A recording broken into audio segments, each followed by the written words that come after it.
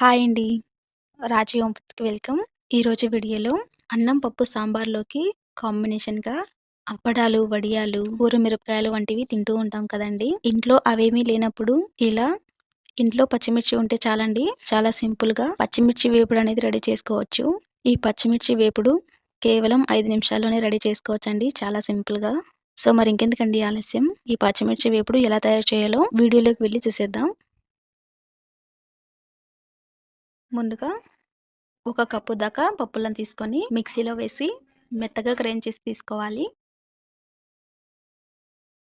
పచ్చిమిర్చిని బాగా శుభ్రంగా కడిగి తడనేది ఏమీ లేకుండా తీసుకోవాలి.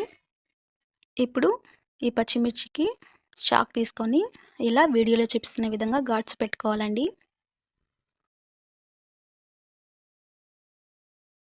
చూడండి, ఇలా వీడియోలో చూపిస్తున్న విధంగా ఘాట్స్ పెట్టుకోవాలి.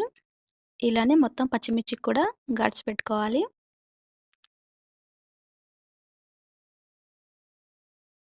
ఇప్పుడు ఈ ఘాట్స్‌ల్లో ఇలా లైట్‌గా సాల్ట్ వేసుకోవాలండి. ఇలా చూడండి, ఇలా మొత్తం సాల్ట్‌ని వేసుకోవాలి. అన్ని పచ్చిమిర్చికి కూడా సాల్ట్‌ను ఇలానే వేసుకోవాలి. మరీ ఎక్కువగా సాల్ట్ వేసుకోకూడదండి. లైట్‌గా వేసుకోవాలి. ఇలానే మొత్తం వేసుకొని పక్కనుంచుకోవాలి.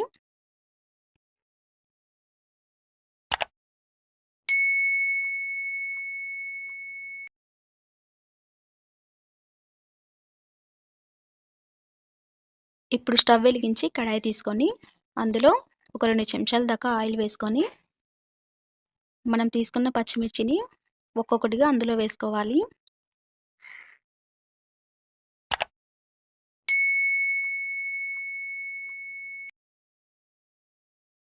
ఇప్పుడు ఇందులో కొద్దిగా లైట్‌గా సాల్ట్ కూడా వేసుకోవాలి తొందరగా ఫ్రై అవ్వడానికి.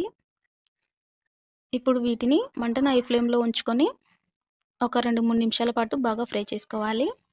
ఇవి ఫ్రై అవ్వడానికి చాలా ఎక్కువ సమయం పట్టదండి. తొందరగా ఫ్రై అవుతాయి. ఒక 2, 3 నిమిషాల్లో ఫ్రై అవుతాయండి ఇవి. ఒక 2, 3 నిమిషాల తర్వాత చూడండి, ఇలా చక్కగా ఫ్రై అయిపోయాయండి. ఇలా ఫ్రై అయితే చాలండి. ముందుగా గ్రైండ్ చేసి పెట్టుకున్న పప్పుల పొడిని కూడా ఇందులో కొద్దిగా వేసుకొని బాగా కలుపుకోవాలి.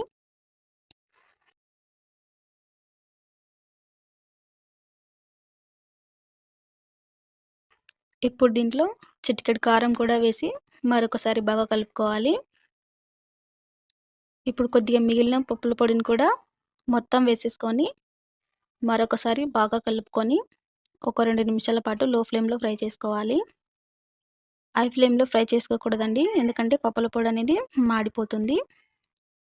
పప్పుల పొడి మాడిపోతే మనకు పచ్చిమిర్చి అనేది అంత టేస్టీగా ఉండదండి. అందుకోసం లో ఫ్లేమ్‌లో ఉంచి ఫ్రై చేసుకోవాలి. ఇలా 2 నిమిషాలు ఫ్రై చేసుకొని పూర్తిగా చల్లారిపోయిన తర్వాత ఇలా ఒక ప్లేట్‌లోకి సర్వ్ చేసేసుకుంటే మనకు చక్కగా పచ్చిమిర్చి వేపుడు అనేది రెడీ అయిపోయిందండి. సో, ఈ పచ్చిమిర్చి వేపుడును అన్నం, పప్పు, సాంబార్‌తో కానీ లేదా అన్నం ఆవకాయలో కానీ టేస్ట్ చాలా అంటే చాలా బావుంటుంది. సో, మీరు కూడా ఒకసారి ట్రై చేసి చూసి మీ ఫీడ్‌బ్యాక్‌ను కామెంట్స్‌లో చెప్పండి. మరిన్ని రుచికరమైన వంటల కోసం మా ఛానెల్‌ని సబ్స్క్రైబ్ చేసుకోండి.